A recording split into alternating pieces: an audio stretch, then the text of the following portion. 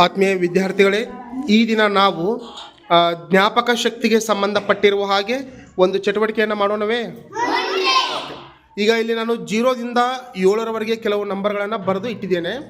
ಅವೆಲ್ಲವನ್ನು ಒಮ್ಮೆ ನೋಡ್ಕೊಳ್ರಿ, ಎಲ್ಲರೂ ನೀಟಾಗಿ ನೋಡ್ಕೊಳ್ರಿ. ಎಲ್ಲ ನೀಟಾಗಿ ನೋಡ್ಕೊಳ್ರಿ, ಆ ನಂಬರ್ಗಳನ್ನ ನೋಡ್ಕೊರಿ. ಅಂದರೆ ಯಾವ ನಂಬರು ಎಲ್ಲಿದೆ ಅಂತ ನೋಡ್ಕೋಬೇಕು ನೀವು, ಆಯಿತಾ? ಈಗ ಕ್ಲೋಸ್ ಮಾಡ್ರಿ ಅವನಷ್ಟು.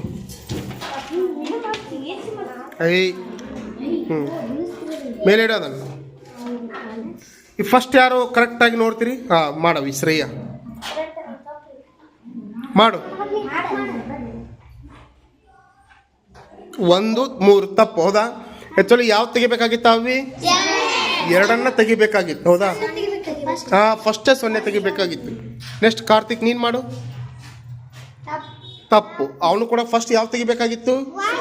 0 ತೆಗಿಬೇಕಾಗಿತ್ತು. ಓಕೆ, ನೆಕ್ಸ್ಟ್ ರೇಖಾ ನೀನು ಮಾಡು. 0, ಗುಡ್. ತಪ್ಪು, 0 ಆದಮೇಲೆ ಯಾವ್ದು ಬರಬೇಕಾಗಿತ್ತು? 1 ಬರಬೇಕಾಗಿತ್ತು. ನೆಕ್ಸ್ಟು ಯಾರು ಮಾಡ್ತೀರಿ ಮತ್ತೆ? ರಾಜೇಶ್ವರಿ ಮಾಡು. 0 1 2 3 7 ತಪ್ಪು, ಆಕಿಂದು ಕೂಡ ತಪ್ಪಾಯ್ತು. ಓಕೆ, ಈಗ ಎಷ್ಟು ಯಾರು ಮಾಡ್ತೀರಿ? ಸೌಭಾಗ್ಯ ಮಾಡು. 1 0 correct, 1 correct, 2 correct, 3 correct, 4 correct, 5 correct, 6 correct. Super. So ಈ ಆಟವನ್ನು ನೀವು ಮನೆಯಲ್ಲಿ ವೈಟ್ ಪೇಪರ್ ಇರುತ್ತಲ್ಲ, ಅದ್ರ ಮೇಲೆ ಬರ್ಕೊಂಡು ಕೂಡ ಈ ರೀತಿ ನೀವೇನು ಮಾಡ್ಬೋದು? ಆಡ್ಬೋದು. ಓಕೆ, ಖುಷಿ ಆಯ್ತಾ ಈ ಆಟ? Okay, super.